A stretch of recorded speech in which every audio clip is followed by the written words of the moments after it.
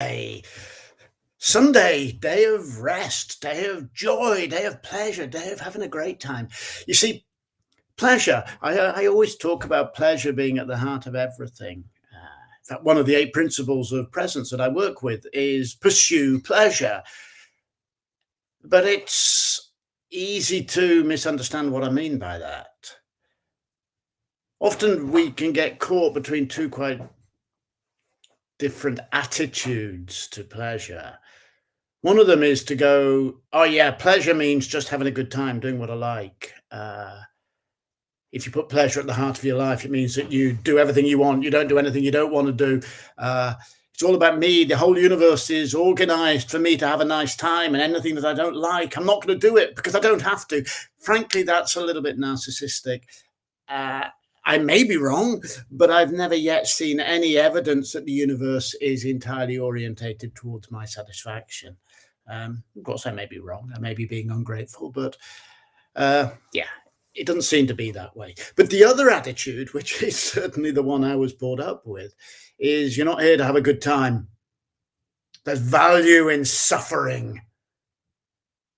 Sacrifice your own passions and enjoyments and needs and ambitions for the sake of what? Fitting in, conformity, pleasing other people, being respectable.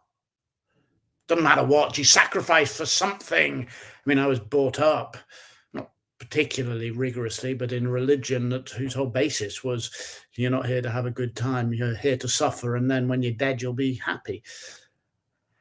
Neither of those approaches, either it's all about me, me, me, me, I have to have a good time, or it's none about me, me, me, and I'm here to suffer. Neither of those approaches seem to me really very useful. As is so often, I'm interested in a third way. I put pleasure at the heart of what I do and how I coach people. What does that mean? It means not having fun, but searching for your pleasure, searching for your enjoyment. The principle I mentioned at the beginning is not have fun, it's pursue pleasure. So this morning I've got a load of work to do, which I don't particularly want to do. It's all back end work. I've got to set up some systems for a project that I hope to launch later today. It's not work I particularly like. I don't particularly like messing around with,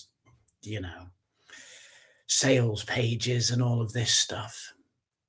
If I had to choose between doing that and going for a walk, I'd go for a walk. I'd go to the beach. But the thing is, I have to do it if I'm going to achieve my objective, which is to launch this program and work with 8 people during the autumn. I have to do it. So where does pleasure fit in? Pleasure is finding enjoyment in what needs to be done. I set myself a challenge.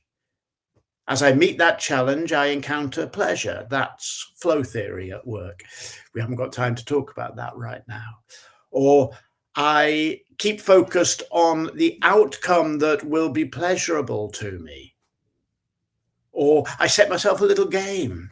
Or I promise myself breaks every 15 minutes so that I can do a little dance in my study. Whatever it is that I need to do to keep myself pleasurably engaged with the activity I'm involved in. So when I talk about pleasure, I'm not talking about having fun, although I hope you have fun this Sunday. Sunday's a perfectly good day to have fun on. But that's not really what I'm talking about. I'm talking about the pursuit of pleasure. Follow your bliss, not have bliss, follow your bliss. I wish I could remember who said follow your bliss. Perhaps somebody will tell me.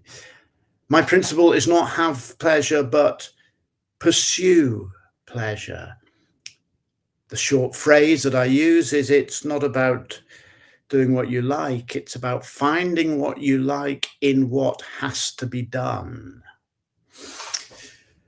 So this morning I'm going to be working on back-end work, admin work, staring at my computer, listening to some music, looking for my joy.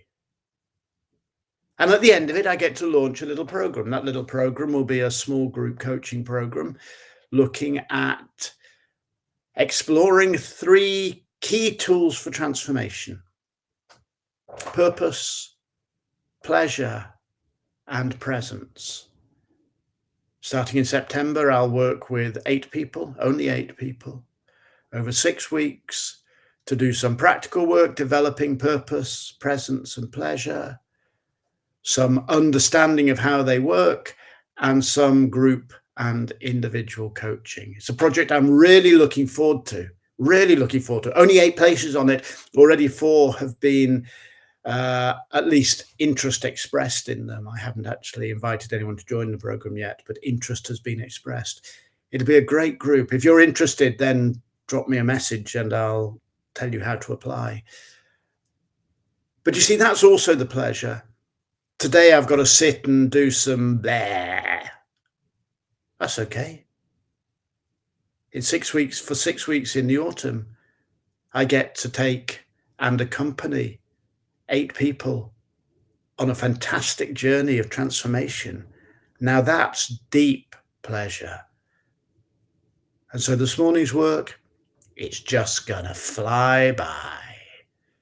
If you're interested in the small group coaching process, drop me a message.